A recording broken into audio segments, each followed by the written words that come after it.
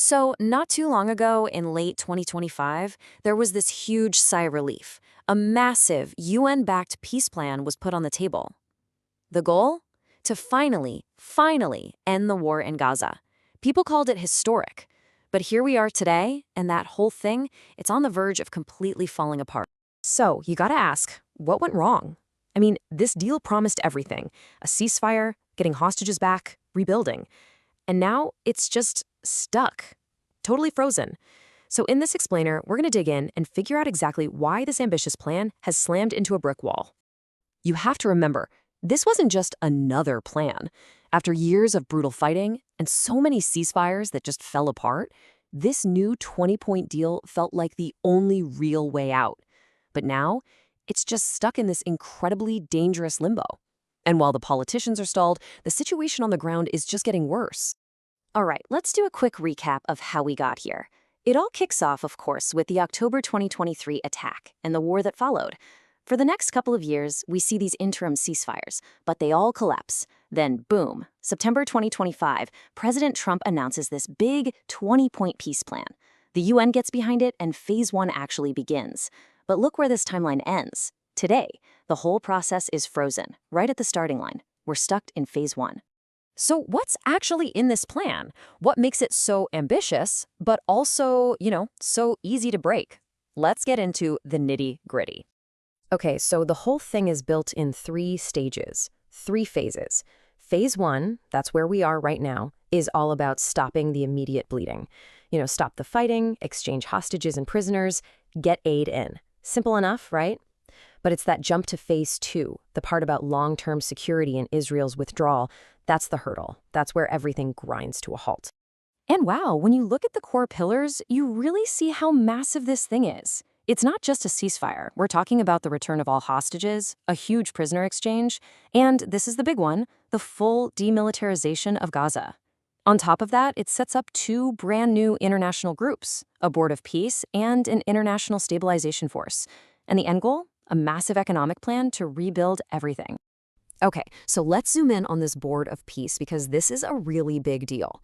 This is not your typical UN monitoring team. No, this is an international body with sweeping, almost absolute power. We're talking final say over Gaza's government, its economy, everything, until 2027. And here's the kicker. It's led by international figures and is specifically designed to push existing Palestinian political factions to the side.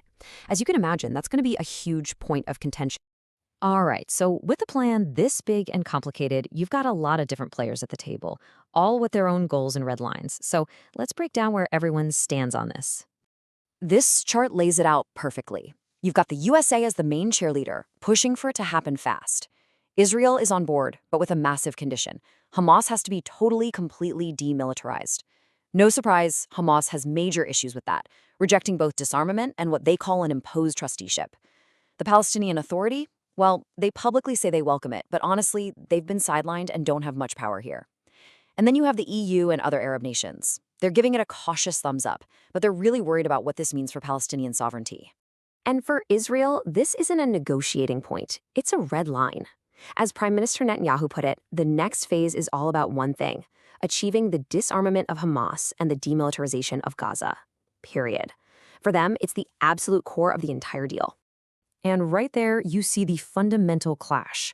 A senior Hamas official basically says, sure, we'll welcome a UN force on the borders, but we're keeping our guns. They call it their right to resist.